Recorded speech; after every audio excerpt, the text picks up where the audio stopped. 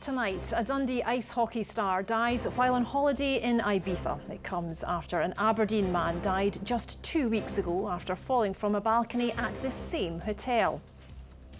Also tonight, President Trump's visit to Scotland could be subject to legal action by police officers. The American president is due in Scotland at the end of the week. Hundreds of thousands descend on Aberdeen for the tall ships, despite the bad weather. Traders say their takings are up more than double. And crowds have continued to gather this evening in Aberdeen to see the Red Arrows display as day 3 of the tall ships races closes. Good evening, I'm Susan Nicholson and this is the STV News at 6 live from Aberdeen.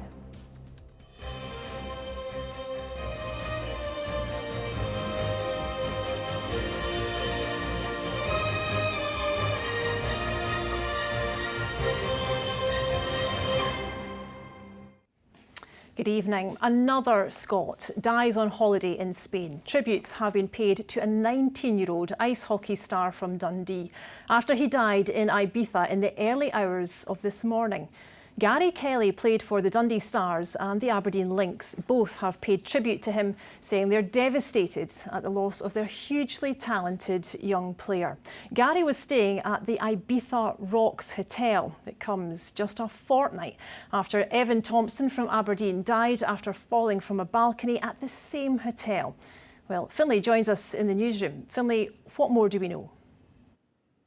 Well, Susan, as you say, this is the second tragic incident at the Ibiza Rocks Hotel in just 2 weeks. Now, the Foreign Office say they are supporting the family of a British national who has died in Spain and are in contact with the local authorities. The man's been named locally as 19-year-old Gary Kelly from Dundee. Circumstances surrounding Gary's death are still unclear, but by all accounts, Gary was a promising ice hockey player, having played ice hockey for Scotland at age group level and also professionally for the Dundee Stars and Aberdeen Lynx last season. Both teams have been paying tribute to him this afternoon, saying he was a hugely talented and charismatic individual, full of heart, passion and dedication, and that off the ice he brought energy, kindness and an infectious love of life. And Finlay, as we said, this isn't the first death to happen at this hotel. No, this is the second incident to happen at the same resort in just 2 weeks. Evan Thompson from Aberdeen was also at the Ibiza Rocks Hotel when he fell from a balcony and died. Today, the resort says it's paused its advertised events programme while investigations continue. The hotel has a 2,500 capacity open-air venue as part of the complex and hosts annual pool parties and festivals with DJs from around the world. In a statement today, they say they are shocked and devastated by the recent incidents.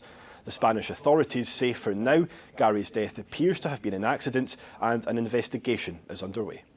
Finlay, thank you.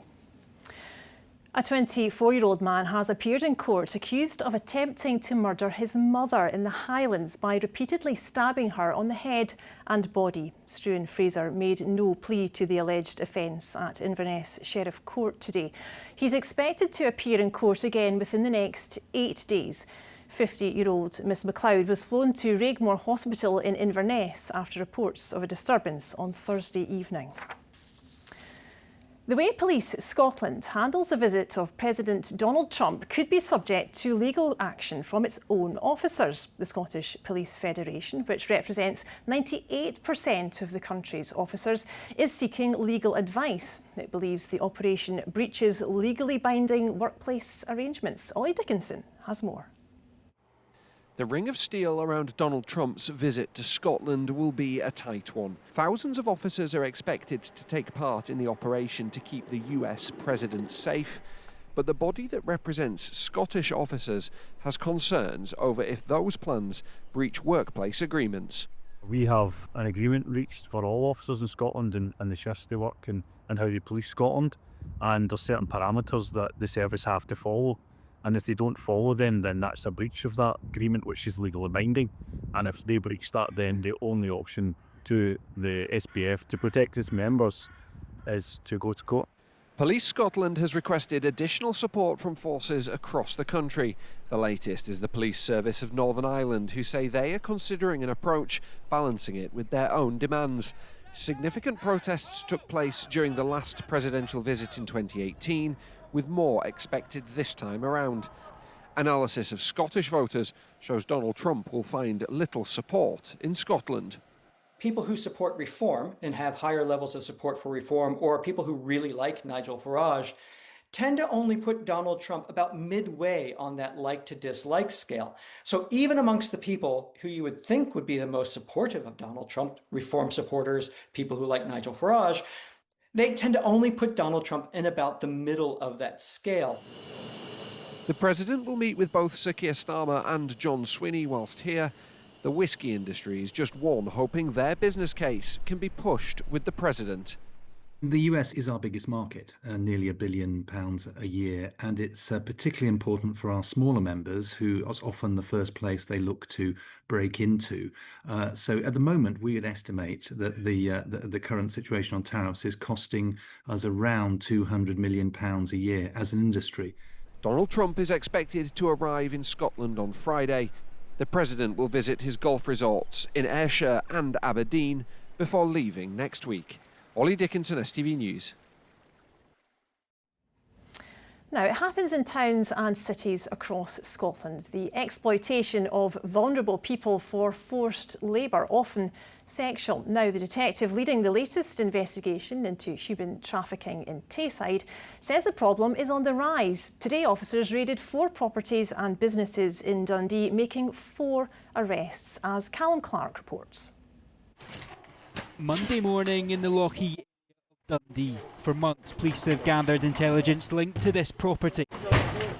Today, they ramped up their investigations.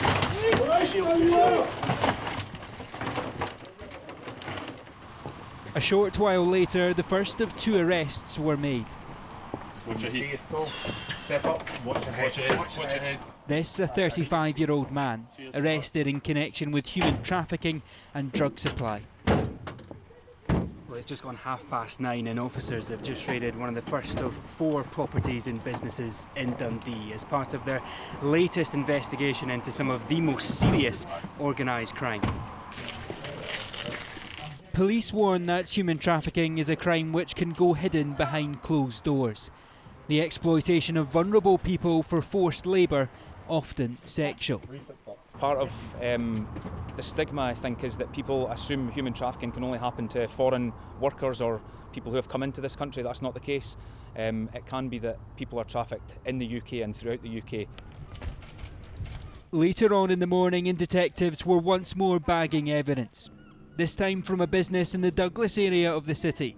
A total of 4 addresses were searched in connection with human trafficking and drug supply, leading to 4 arrests.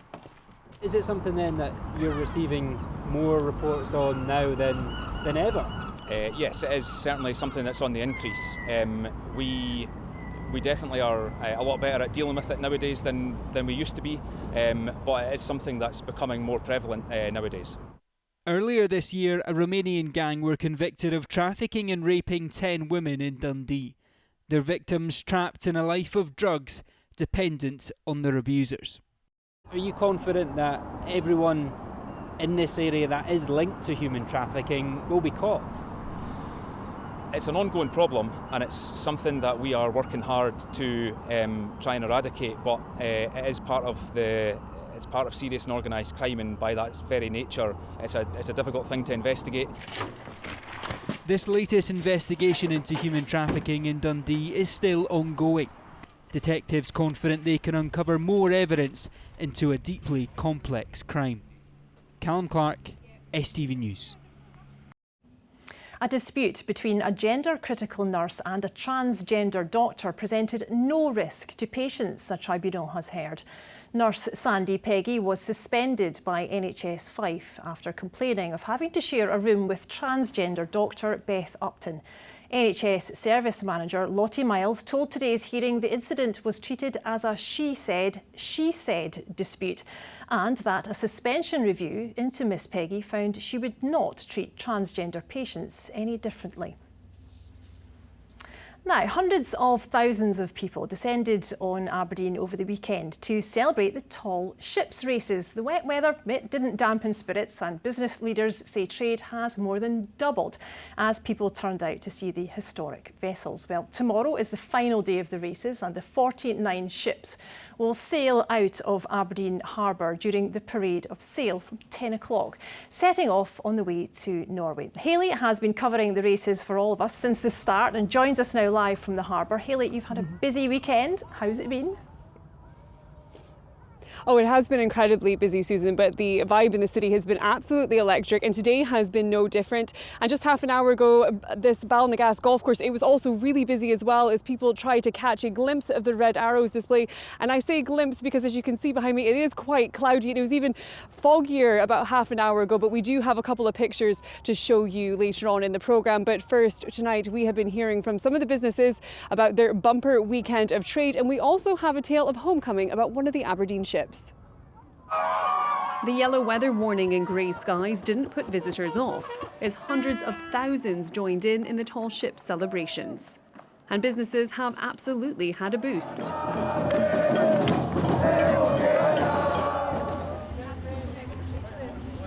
Obviously the bars and the hotel have done incredibly well. We've just enjoyed the buzz, and the whole team's enjoyed the buzz.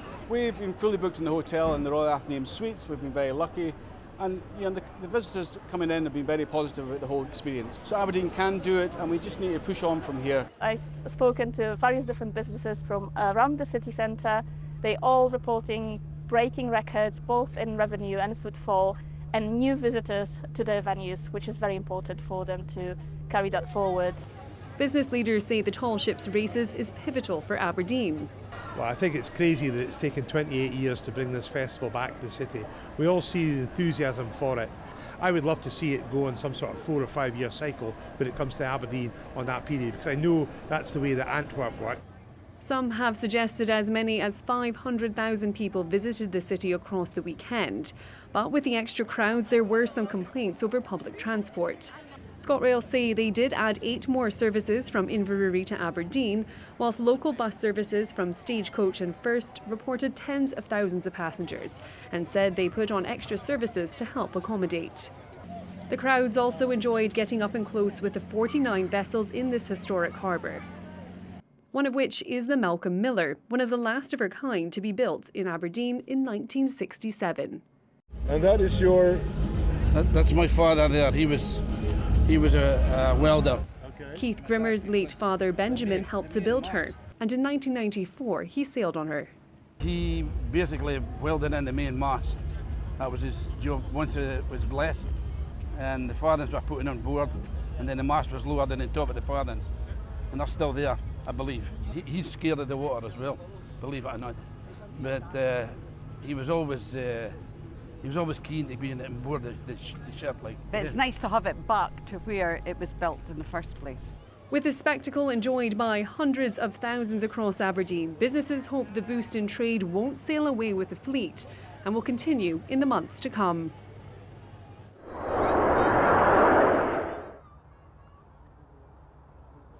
Well, hopefully you caught a glimpse of the Red Arrows there. We have just heard that actually half of the display had to be suspended because of the weather. Crowds saw just a part of them as they came over the harbour, which is such a shame, but they still enjoyed the spectacle, or part of the spectacle, at the end of this third day of the tall ships races. It's been an incredibly busy one for the 49 boats that are in Aberdeen. They've had a crew change today. The crews that are going to be sailing them to Kristiansand in Norway have arrived today. And then tomorrow there will be another spectacle, hopefully a spectacle. Hopefully the weather will play ball for them as all 49 ships parade out of the harbour in procession at 10 a.m. tomorrow. Let's just hope the weather holds for them. Susan. Let's hope so. Thank you, Hayley. MSP Maggie Chapman has been ousted from the top spot on the Greens North East regional list ahead of next year's Holyrood election. Ms Chapman, who begins her role as Rector of Dundee University next week, has sat in the Scottish Parliament since 2021.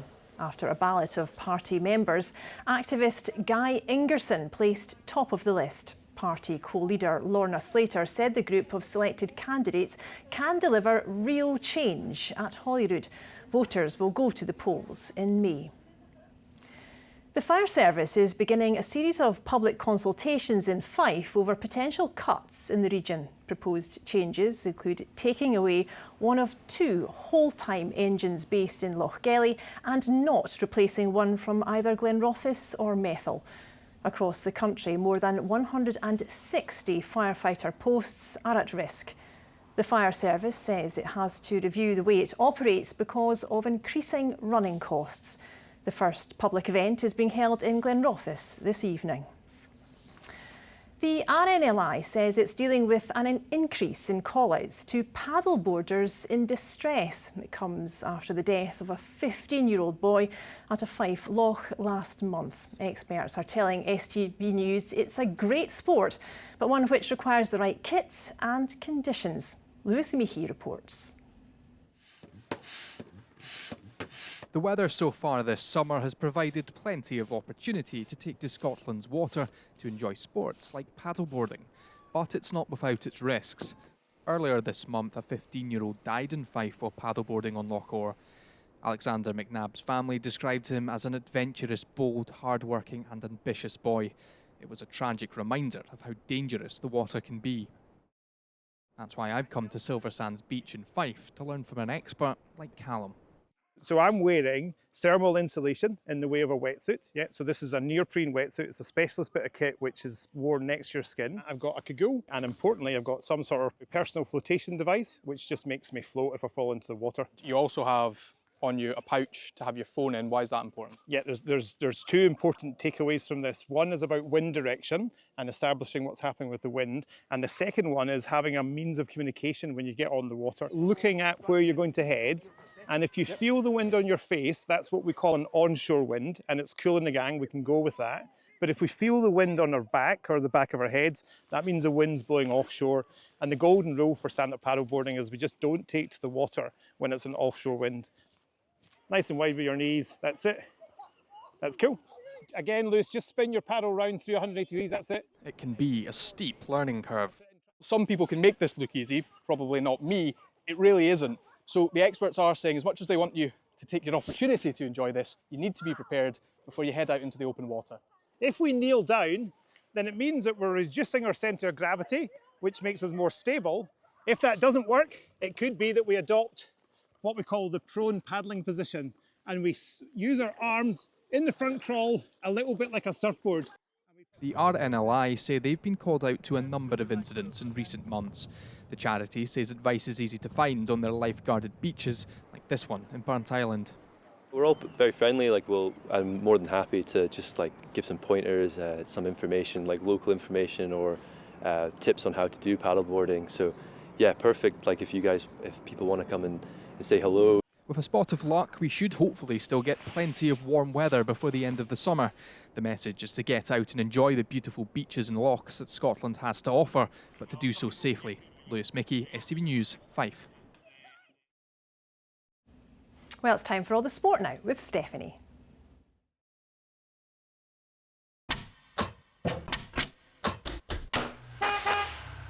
STV Sport, sponsored by the C.R. Smith Summer Sale. A very good evening to you. Stephen Presley admits he faces a bigger challenge as Dundee manager than he first thought. It comes after the Dark Blues suffered back-to-back defeats in the Premier Sports Cup while I was speaking to him earlier today.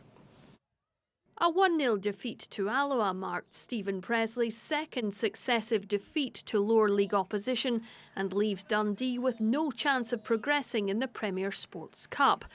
Presley has been trying to implement his footballing methods at Dens since his appointment last month, but he admits he faces a bigger job than he was expecting. It's probably, if I'm being honest, it's probably a bigger challenge than I envisaged. But I understand that now, and we'll work tirelessly hard just now to try and put things right, but it's not going to happen overnight. You mentioned it's a harder job than you first thought. You've obviously come in with your own ideas.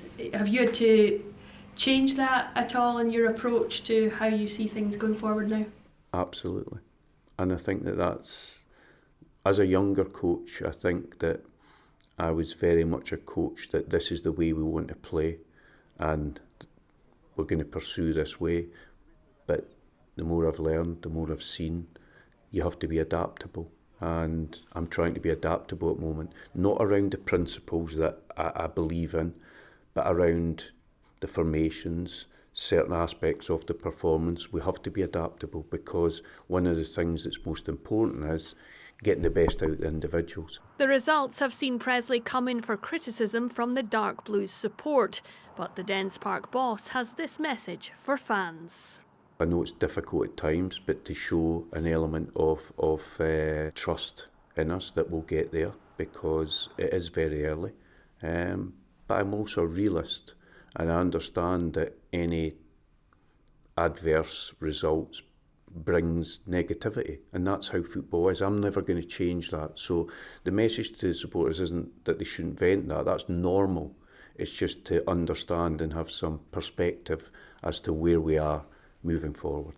Having lost several key players from last season, Presley is still looking to make several new signings. We lost 7 or 8 starters from last year, and it's been difficult to find the replacements. I've seen a little bit of movement in the market over the last 24, 48 hours, where I think more clubs are now at the stage where they're ready to allow certain players to go out. But we do. I've said it openly, we need 5 or 6 players in.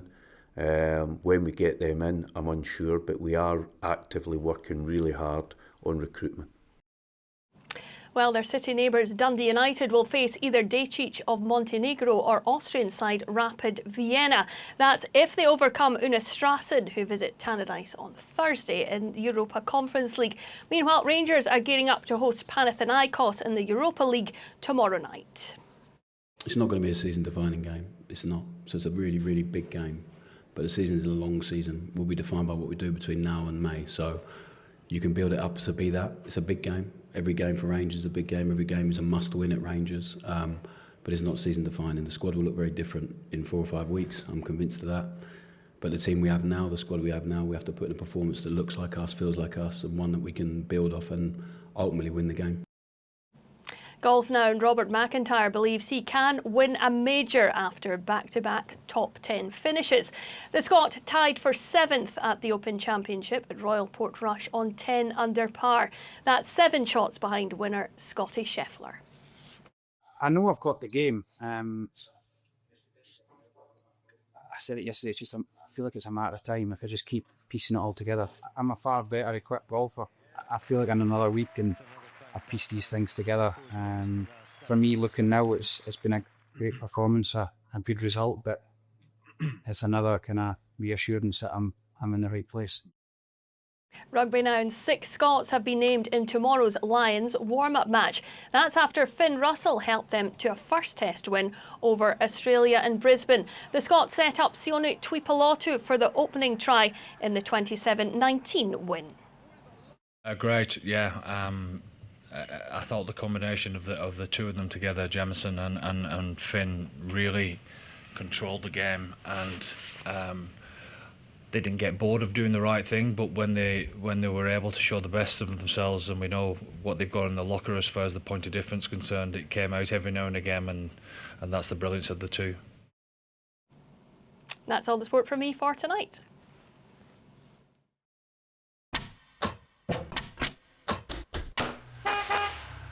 STV Sport, sponsored by the C.R. Smith Summer Sale. Now here's Sean with the weather forecast. Well, yes, we've had days of weather warnings, and of course the way with showers and spells of rain, you see those weather warnings and you think, I thought it was going to be bad today, and it's actually been not too bad. But we have had some very intense, very localised downpours of rain. Most of the rain and the showers has been coming in from the southeast through the weekend, and it's been eastern parts of the country where we've seen some of the most intense downpours. Afford and Aberdeenshire on Saturday had an incredible 75 millimetres of rainfall through Saturday into the early part of Sunday. That roughly works out at about a month's worth of rain. So we have had those very intense downpours. We've had some thundery showers around today and more rain in the north and the west of the country, and staying pretty mixed as we go through this week as well. Let's look at the forecast. midday Mayan temples, followed by sunny afternoons on the sand. TUI sponsors STV weather. Well, after some intense downpours in places over the weekend, especially as mentioned across Fife, well, we've got the jet stream still close by through much of this week, which does mean the weather remains pretty changeable with a low pressure around, and there's no sign for the foreseeable that we're going to see a big change. So if you're looking for a lot of settled and warm weather, nothing for just now, but hopefully still some decent spells of sunshine, but certainly the weather remaining quite showery. And of course today again there's been some pretty lively downpours, some thundery showers, but hopefully into the evening most of those ease away. It becomes dry with clear spells, and those temperatures will be 16 degrees overnight. That's 61 in Fahrenheit, still on that rather humid and muggy side. It feels like it's been around forever now, but hopefully feeling a wee bit fresher towards the end of the week. Now tomorrow, a lot of dry weather, some brightness around during the day. I expect that we will hang on to a lot of cloud, especially further west where there will be some showery outbreaks of rain. Hopefully in the cloud breaks during the afternoon, our temperatures will get up to about 20 or 21 degrees, so when the sunshine does pop out, it will feel very warm in those sunny spells. Wednesday, I expect we will see a few more showers around, but 20 degrees, again not feeling too bad in the sunshine, but with higher pressure, a little ridge of high pressure coming in on Thursday. Most of the showers ease away, but I've just catered still for the risk of a few isolated ones. But look at their temperatures, 22 in Dundee, could be up to 24 in Perth, so feeling very warm in that sunshine on Thursday, but as I say, just cater for the risk of a few showers around. We see the drier weather at least Thursday and Friday, just the risk of the odd shower. More showers coming in Saturday and Sunday. Bye-bye. TUI sponsors STV weather.